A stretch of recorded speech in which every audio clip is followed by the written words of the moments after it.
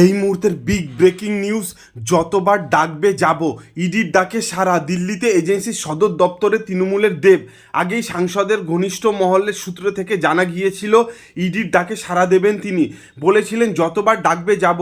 আর সেই মতোই বুধবার সকাল 11টা নাগাদ রাজধানী দিল্লিতে ইডির সদর দপ্তরে হাজির হলেন তৃণমূলের তারকা সাংসদ দেব। গত 12ই ফেব্রুয়ারি গরু পাচার মামলায় অভিনেতা দেবকে দিল্লির অফিসে তলব করেছিল কেন্দ্রীয় এজেন্সি।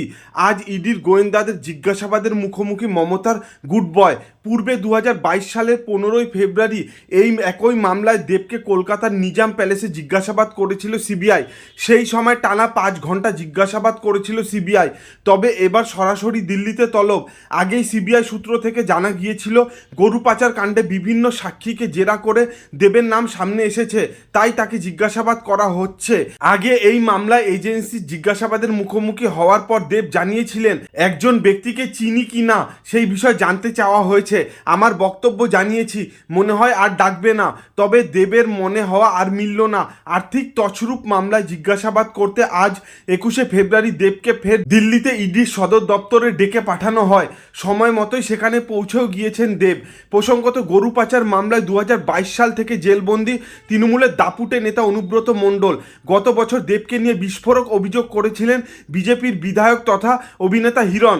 তার অভিযোগ ছিল গরু পাচার কাণ্ডে ধৃত এনামুল হকের কাছ থেকে 5 কোটি টাকা নিয়েছিলেন দেব। যদিও সেই সময় দেব পাল্টা চ্যালেঞ্জ করে বলেন হিরণের কাছে প্রমাণ থাকলে ও ইডি সিবিআইয়ের কাছে যাক। ওদিকে দিন কয়েক আগেও দেব দুর্নীতিতে জড়িত বলে ফের অভিযোগ তুলেছিলেন হিরণ। কিছুদিন আগে বিরোধী দলনেতা শুভেন্দু অধিকারীও দেবকে নিয়ে বিস্ফোরক অভিযোগ করেন। গরু পাচার মামলায় দেবকে গ্রেপ্তারিরও দাবি তোলেন বিজেপির বিধায়ক। বলে রাখা ভালো, বেশ কিছুদিন ধরেই বঙ্গ রাজনীতিতে চর্চার শিরোনামে ছিলেন দেব।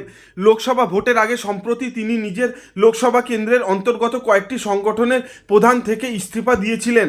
সাংসদের বিভিন্ন কথায় ইঙ্গিতে তার রাজনীতি ছাড়ার জল্পনা জোরালো হচ্ছিল।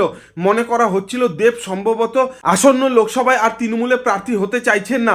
যদিও সেই জল্পনার জল বেশি দূর গড়ায়নি। সর্বভারতীয় সাধারণ সম্পাদক অভিষেক বন্দ্যোপাধ্যায়ের পর দলের সুপ্রিমো মমতা বন্দ্যোপাধ্যায়ের সঙ্গে বৈঠক করেন তিনি। জোড়া বৈঠকের পর ইঙ্গিতপূর্ণ মন্তব্য করে দেব বলেছিলেন, আমি ছাড়তে চাইলেও রাজনীতি আমাকে ছাড়বে না।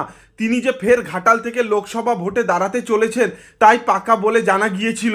তবে এর মধ্যেই সাংসদ দেবকে নোটিশ ধরায় ইডি। এদিন নির্ধারিত সময়ের মধ্যেই দিল্লির ইডির সদর দপ্তরে পৌঁছে গিয়েছেন দেব।